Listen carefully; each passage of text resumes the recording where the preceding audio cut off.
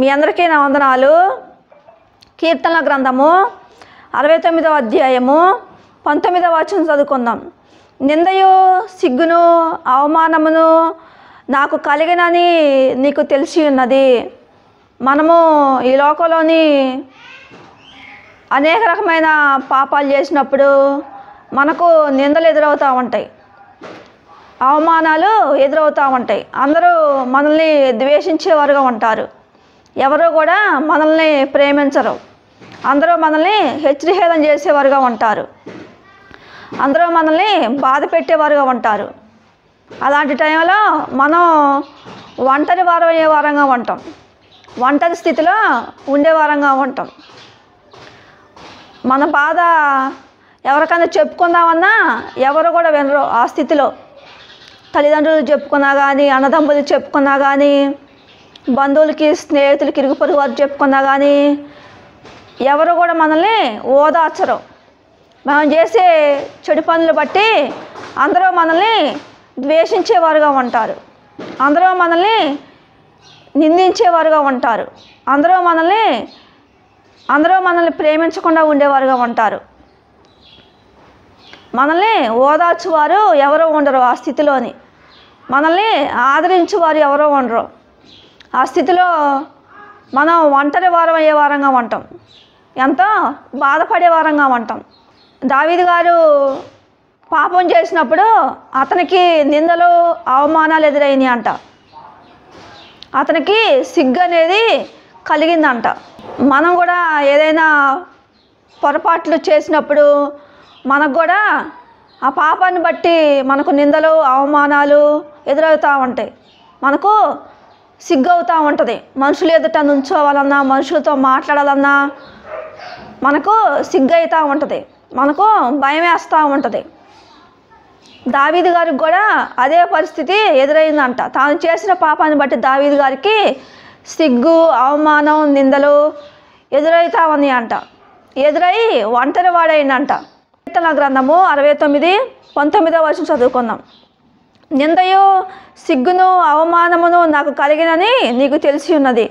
ఏంటంట, దేవునికి చెప్పుకుంటా ఉండం, ప్రభువా నాకు నిందలు వస్తున్నాయి, అవమానాలు వస్తున్నాయి, నాకు సిగ్గు అవుతా ఉంది. నేను చేసిన పాపాన్ని బట్టి నా అవమానాలు నువ్వు ఎరిగి ఉన్న దేవుడువు, నేను భరించే శ్రమలు అవమానాలు నిందలు అన్నీ చూస్తున్న దేవుడువు అని దేవునితోని మాట్లాడుతూ ఉండవు. కీర్తన గ్రంథము 69వ అధ్యాయము 28వ వచనం చదువుకుందాం. నిందకు నా హృదయము బద్దలాయను, నేను బహుగా కృషించి ఉన్నాను. కరుణించు వారి కొరకు కనిపెట్టుకుంటుంది కానీ ఎవడను కరుణించువారు లేకపోయిరి. ఓదార్చు వారి కొరకు కనిపెట్టుకుంటుంది కానీ ఎవరను కానరారైరి. ఏంటంట, దావీదు గారు పాపం చేసినప్పుడు అందరూ అతన్ని హెచ్చరిహేళన చేస్తున్నారంట. అతనికి అవమానాలు నిందలు శ్రమలు కష్టాలు ఎదురైనాయి అంట. ఆ పాపాన్ని బట్టి దావీదు గారిని అందరూ ద్వేషించేవారుగా ఉంటే, అతన్ని ప్రేమించకుండా అందరూ అనేక విధాలుగా హింసించేవారుగా ఉంటే, దావీదు గారు అంట ఒంటరి వాడైపోయిందంట. ఆ స్థితిలో ఒంటరి వాడైపోయి అతనికి మంచి మాటలు చెప్పేవారు లేరంట, అతన్ని ఓదార్చేవారు లేరంట, అతన్ని కరుణించేవారు లేరంట, కనికరించేవారు లేరంట, అతన్ని ప్రేమించేవారు లేరంట దావీదు గారిని. మనం కూడా ఒక్కోసారి అనేక రకమైన పాపాలు చేసినప్పుడు, మనం తప్పులు చేసినప్పుడు మనకు కూడా నిందలు అవమానాలు ఎదురవుతూ ఉంటాయి. ఎవరో కూడా మనల్ని ప్రేమించరు, అందరూ మనల్ని ద్వేషించేవారుగా ఉంటారు, హెచ్చరిహేళన చేసేవారుగా ఉంటారు, మనల్ని బాధ పెట్టేవారుగా ఉంటారు, కష్టపెట్టేవారుగా ఉంటారు, గాయపెట్టేవారుగా ఉంటారు. ఒక్కోసారి తల్లిదండ్రులతో సహా, అన్నదమ్ములతో సహా, అక్క చెల్లెలతో సహా, బంధువులు స్నేహితులు ఇరుగు పొరుగు వారు అందరూ మనల్ని ప్రేమించకుండా ఉండేవారుగా ఉంటారు, అందరూ మనల్ని ద్వేషించేవారుగా ఉంటారు, అలాంటి స్థితిలో మనం ఒంటరి వారం అయ్యే వారంగా ఉంటాం, మనం ఎంతో బాధపడే వారంగా ఉంటాం.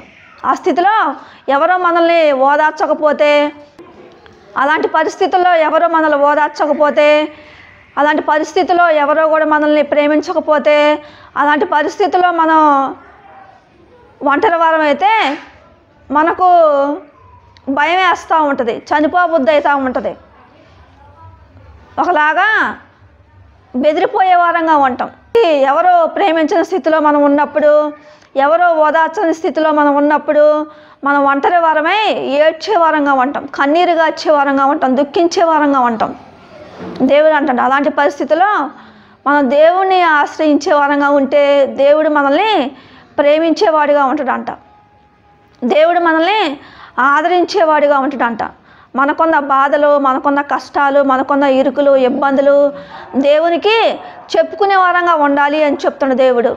తెలిసి తెలియక మనం పాపం చేసినప్పుడు మనల్ని అందరూ ద్వేషిస్తున్నారని తల్లిదండ్రులు కానీ, అన్నదమ్ములు కానీ, అక్కచెల్లెలు కానీ, బంధువులు కానీ, స్నేహితులు కానీ ఎవరో మనల్ని ప్రేమించట్లేదని, అందరూ మనల్ని ద్వేషిస్తున్నారని, అందరూ మనల్ని బాధ పెడుతున్నారని, అందరూ మనల్ని హేళన చేస్తున్నారని మనం బాధపడకూడదు అంటున్న దేవుడు, మనం ఏడవకూడదు అంటున్న దేవుడు. దూషణ మాటలు మనకు ఎదురైనప్పుడు ఎవరో కూడా మనల్ని ప్రేమించిన స్థితిలో మనం ఉన్నప్పుడు, మనం ఒంటరి వారు అయినప్పుడు మనం కృంగిపోకుండా దేవుణ్ణి ఆశ్రయించే వరంగా ఉండాలంట, మనం ధైర్యంగా ఉండాలి అని చెప్తున్న దేవుడు. సామెతల గ్రంథము 24వ అధ్యాయము 10వ వచనం చదువుకుందాం. శ్రమ దినమున నీవు కృంగిని ఎడల నీవు చేతగాని వాడవగదువు. ఏందంట, శ్రమలు వచ్చినప్పుడు ఎవరో మనల్ని ప్రేమించకుండా ఉన్నప్పుడు, అందరూ మనల్ని ద్వేషించే వారంగా ఉంటే మనం ధైర్యంగా ఉండదంట, మనం కృంగిపోకూడదు అంటున్న దేవుడు. ధైర్యం తెచ్చుకొని బ్రతికే వారంగా ఉండాలి అని చెప్తున్న దేవుడు. యెషయా గ్రంథం 51వ అధ్యాయము 7వ వచనం చదువుకుందాం. మనుషులు పెట్టు నిందకు భయపడకుడి, వారి దూషణ మాటలకు దిగులు పడకుడి. దేవుడు ఎక్కడ ఏమంటే, మనుషులు దూషిస్తున్నప్పుడు, మనుషులు హెచ్చరిహేళన చేస్తున్నప్పుడు, మనుషులు మనల్ని ఓదార్చని వారుగా ఉంటే, మనుషులు మనల్ని ఆదరించని వారుగా ఉంటే, మనుషులు మనల్ని కనికరించని వారుగా ఉంటే, అలాంటి పరిస్థితుల్లో ఉన్నప్పుడు, ఒంటరి వారమై ఉన్నప్పుడు మనం భయపడకూడదంట. ఆ శ్రమల్లో, ఆ కష్టాల్లో, ఆ బాధల్లో ధైర్యంగా ఉండేవారంగా ఉండాలి అని చెప్తున్న దేవుడు. అందుకే దేవుడు అంటుండో యెషయా గ్రంథం 51వ అధ్యాయం 7వ వచనం చదువుకుందాం. మనుషులు పెట్టు నిందకు భయపడకుడి, వారి దూషణ మాటలకు దిగులు పడకుడి. దేవుడు ఏమంటుండో, మనుషులు మిమ్మల్ని ద్వేషిస్తున్నారని, ఎవరో మిమ్మల్ని ప్రేమించట్లేదని మీరు బాధపడొద్దు అంటున్న దేవుడు. మీరు బాధపడొద్దు అంటున్న దేవుడు. మీరు భయపడకండి అంటున్న దేవుడు. మీరు దిగులు పడొద్దు అంటున్న దేవుడు. మీరు ఏడవద్దు అంటున్న దేవుడు. మీరు బాధపడొద్దు అంటున్న దేవుడు. 118వ కీర్తన 8వ వచనం చదువుకుందాం. మనుషులను నమ్ముకొనుట కంటే యెహోవాను ఆశ్రయించుట మేలు, రాజులను నమ్ముకొనుట కంటే యెహోవాను ఆశ్రయించుట మేలు. 146వ కీర్తన 3వ వచనం చదువుకుందాం. రాజుల చేతనైనను నరుల చేతనైనను రక్షణ కలగదు, వారిని నమ్ముకొనకుడి. దేవుడు ఎక్కడ ఏమంటుందంటే, మనం కష్టాల్లో ఉన్నప్పుడు, బాధల్లో ఉన్నప్పుడు ఎవరో మనల్ని ఓదార్చకుండా ఉండేవారుగా ఉంటే, అందరూ మనల్ని ద్వేషించేవారుగా ఉంటే, ఎవరో మనకి ప్రేమ ఆప్యాయత అనురాగాన్ని పంచకుండా ఉండేవారంగా ఉంటే, అలాంటి పరిస్థితుల్లో దేవుణ్ణి ఆశ్రయించే వారంగా ఉండాలి అని చెప్తున్న దేవుడు.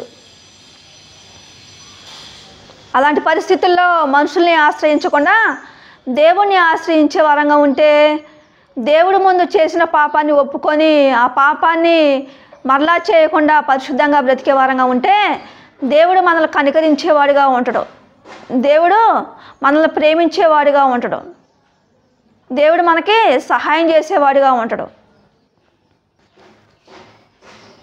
తెలిసి తెలియక మనం అనేక రకమైన పాపాలు చేస్తాం. చేసిన పాపాన్ని దేవుని ఎదుట కన్నీరుగా ఒప్పుకోవాలంట. ప్రభా, నేను పాపిని ప్రభా, తెలిసి తెలియక చేసినా క్షమించు ప్రభా అని ఆ పాపాన్ని ఒప్పుకున్నప్పుడు, చేసిన పాపాన్ని మళ్ళా చేయకుండా నీతిగా బ్రతికినప్పుడు దేవుడు మనల్ని కనికరించేవాడిగా, దేవుడు మనల్ని ప్రేమించేవాడిగా ఉంటాడంట. సామెతల గ్రంథం 28వ అధ్యాయము 13వ వచనం చదువుకుందాం. అతిక్రమములను దాచిపెట్టువాడు వర్ధిల్లడు, వాటిని ఒప్పుకొని విడిచిపెట్టువాడు కనికరం పొందును. దేవుడు ఎక్కడ ఏమంటుందంటే దేవుని ఎదుట మనం చేసిన పాపాన్ని ఒప్పుకొని ఆ పాపాన్ని విడిచిపెట్టినప్పుడు దేవుడు మనల్ని కనికరించేవాడుగా, దేవుడు మనల్ని ప్రేమించేవాడుగా, దేవుడు మనల్ని ఓదార్చేవాడుగా, దేవుడు మనకు మేలు చేసేవాడుగా, దేవుడు మనకు సహాయం చేసేవాడుగా ఉంటాడంట. ఎవరో మనల్ని ప్రేమించకపోయినా దేవుడు మనల్ని ప్రేమించేవాడుగా ఉంటాడంట. చేసిన పాపాన్ని మనుషులు ఎదుట చెప్పుకున్నప్పుడు ఎవరో కూడా మనల్ని క్షమించరు. పలానా తప్పు చేసినా, పలానా పాపం చేసినా అని తల్లిదండ్రుల ముందు చెప్పుకున్నా కానీ, భార్య ముందు భర్త ముందు చెప్పుకున్నా కానీ, అన్నదమ్ముల ముందు అక్క చెల్లెల ముందు చెప్పుకున్నా కానీ, బంధువులు ఎదుట స్నేహితులు ఎదుట చెప్పుకున్నా కానీ ఎవరో కూడా మనల్ని క్షమించరు, ఎవరో కూడా మనల్ని ప్రేమించరు. అందరూ మనల్ని ద్వేషించేవారుగా ఉంటారు. అందుకే దేవుని ఎదుట చెప్పుకున్నప్పుడు దేవుడు మనల్ని కనికరించేవాడుగా, దేవుడు మనల్ని ప్రేమించేవాడుగా ఉంటాడంట. అందుకే చేసిన పాపాన్ని దేవుని ఎదుట ఒప్పుకున్నప్పుడు దేవుడు మనల్ని అసహించుకోకుండా, దేవుడు మనల్ని ప్రేమించేవాడుగా, దేవుడు మనల్ని కనికరించేవాడుగా, దేవుడు మనల్ని ఓదార్చేవాడుగా ఉంటాడంట. అందుకే దేవుడు అంటాడు, సామెతల గ్రంథం 28వ అధ్యాయం 13వ వచనం చదువుకుందాం. అతిక్రమములను దాచిపెట్టువాడు వర్ధిల్లడు, వాటిని ఒప్పుకొని విడిచిపెట్టువాడు కనికరం పొందును. దేవుడు ఏమంటాడు, మనుషులు ఎదుట ఒప్పుకుంటే మనల్ని అందరూ అసహించుకునేవారుగా ఉంటారు. మనుషులు ఎదుట పాపాన్ని ఒప్పుకున్నప్పుడు అందరూ మనల్ని అసహించుకునేవారుగా ఉంటారు, అందరూ మనల్ని ద్వేషించేవారుగా ఉంటారు, మనల్ని మంచివారం కాదు అనేవారుగా ఉంటారు, ఎవరో మనల్ని ప్రేమించరు. దేవుని ఎదుట ఒప్పుకున్నప్పుడు దేవుడు మనల్ని అసహించుకోడు, దేవుడు మనల్ని ప్రేమించేవాడుగా, దేవుడు మనల్ని కనికరించేవాడుగా ఉంటాడు, దేవుడు మనల్ని ఓదార్చేవాడుగా, దేవుడు మనకు సహాయం చేసేవాడుగా, ఆ శ్రమ నుంచి ఆ కష్టం నుంచి దేవుడు విడిపించేవాడుగా ఉంటాడు. ఈ లోకంలోని మనం పాపం చేసినప్పుడు ఎవరో కూడా మనల్ని క్షమించరు. అన్నదమ్ములు క్షమించరు, అక్క చెల్లెలు క్షమించరు, భార్య భర్త అన్నదమ్ములు అక్క చెల్లెల్లో బంధువులు స్నేహితులు ఇరుగు పొరుగు వారు ఎవరో కూడా క్షమించరు. క్షమించకుండా మనల్ని అసహించుకునేవారుగా ఉంటారు, మనల్ని కొట్టేవారుగా, తిట్టేవారుగా, హింస పెట్టేవారుగా, హెచ్చరిహేళన చేసేవారుగా ఉంటారు. దేవునికి చెప్పుకుంటే దేవుడు మనల్ని అసహించుకోకుండా, మనల్ని బాధ పెట్టకుండా, హింస పెట్టకుండా ఉండేవాడిగా ఉంటాడంట. అందుకే దేవుడు అంట, కీర్తన గ్రంథము 86వ అధ్యాయము 5వ వచనం చదువుకుందాం. ప్రభువా, నీవు దయాళుడవు, క్షమించుటకు సిద్ధమైన మనసు గలవాడవు, నీకు మొరపెట్టు వారి అందరి ఎడల కృపాతిశయము గలవాడవు. మన బాధలో ఎవరికి చెప్పుకోకపోయినా దేవుడికి చెప్పుకునే వారంగా ఉంటే దేవుడు ఆ సమస్యల నుంచి దేవుడు విడిపించేవాడిగా ఉంటాడంట. ఆ సమస్యల నుంచి, ఆ కష్టాల నుంచి, ఆ బాధల నుంచి, ఆ ఇరుకుల నుంచి, ఆ ఇబ్బందుల నుంచి దేవుడు మనం రక్షించేవాడిగా ఉంటాడంట. దేవుడికి చెప్పుకున్నప్పుడు ఆ కష్టాల నుంచి, ఆ శ్రమల నుంచి, ఆ బాధల నుంచి దేవుడు మనల్ని రక్షించేవాడిగా ఉంటాడంట. దేవుడు మనల్ని ఓదార్చేవాడిగా, దేవుడు మనల్ని ప్రేమించేవాడిగా ఉంటాడు. మనం ఈ లోకంలోని అనేక రకమైన పాపాలు చేసేవారంగా ఉంటే మనుషులు మన పరువు తీసేవారుగా ఉంటారు, మన గురించి అందరికీ చెడుగా చెప్పేవారుగా ఉంటారు, మనల్ని ప్రశాంతంగా ఆనందంగా హ్యాపీగా బ్రతకనీయకుండా చేసేవారుగా ఉంటారు. అదే మనం చేసిన పాపాన్ని దేవుని ఎదుట ఒప్పుకున్నప్పుడు దేవుడు మన పరువు తీయకుండా ఉండేవాడుగా ఉంటాడు. ఎవరికి చెప్పకుండా అందరి ఎదుట మనల్ని హెచ్చరికలకు, అవమానాలకు గురి చేయకుండా దేవుడు మన పాపాన్ని కప్పిపెట్టేవాడుగా ఉంటాడు. దేవుడు కష్టాల్లో, బాధల్లో, ఒంటరిగా ఉన్నప్పుడు దేవుడు మనల్ని ఓదార్చేవాడుగా ఉంటాడు, దేవుడు మనల్ని ప్రేమించేవాడుగా ఉంటాడు. చేసిన పాపాన్ని ఒప్పుకున్నప్పుడు, ఆ పాపాన్ని విడిచిపెట్టినప్పుడు దేవుడు మనల్ని రక్షించేవాడుగా ఉంటాడు. దేవుడి కొద్ది మాటలు దీవించునుగాక.